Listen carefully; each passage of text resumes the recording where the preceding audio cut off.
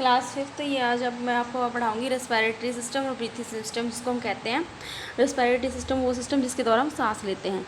In this system the main organ are knows, wine pipe and lungs. तो इस system के अंदर जो हमारे मेन ऑर्गन होते हैं रेस्पिरेटरी सिस्टम में, वो कौन कौन से होते हैं? आपके नोज़, पहले सांस लेते हैं, फिर वो वाइन पाइप में जाता है, उसके बाद फिर वो लंग्स में जाता है। Windpipe is also called trachea. Windpipe को हम ट्रेचा के नाम से भी जानते हैं। Lungs have spongy walls. Lungs जो फेफड़े होते हैं हमारे, उसकी स्पंगी वॉल्स होती हैं, यानी कि उसकी जो परत होती है वो एक स्पंज की तरह होती है। एंड वेरी थिन स्किन, बहुत ही पतली उसकी ऊपर वो लगी होती है। They also have a lot of small sac. और इसके अंदर छोटे छोटे आप कह सकते हो छेद टाइप के होते हैं, ठीक है, जिसके अंदर से जो है ऑक्सीजन जो हम सांस लेते हैं वो अदर बॉडी पार्ट्स में जाती है। फ्रॉम द एटमॉस्फेयर, हवा के अंदर से, वायुमंडल के अंदर से air is taken in by the nose and it goes to the lungs through the wind pipe.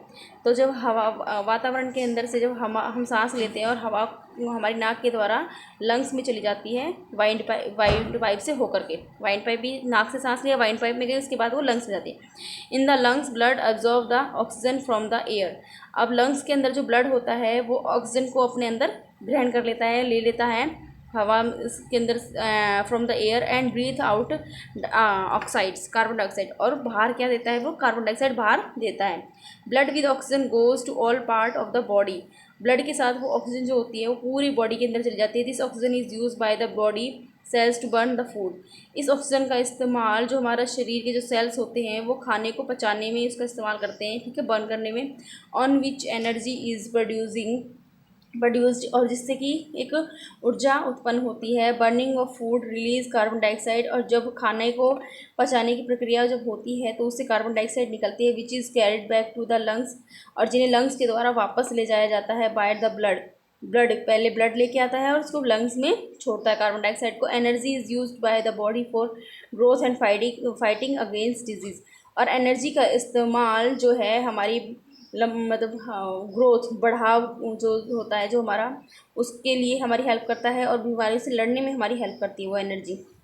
This process is called respiration. और ये जो पूरी प्रोसेस है इसको हम रेस्पायरेशन कहते हैं, श्वसन तंत्र जिसको हम बोलते हैं हिंदी में। We should always breathe in through the nose.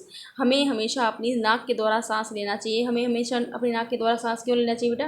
क्योंकि हमारी नाक के अंदर छोटे छोटे बाल होते हैं, जिसकी वजह से जब कोई भी धूल, मिट्टी, मक्खी, मच्छर जो भी होता है वो हमारी नाक में स्टार्टिंग में ही रुक जाता है और उसे हम साफ़ कर सकते हैं।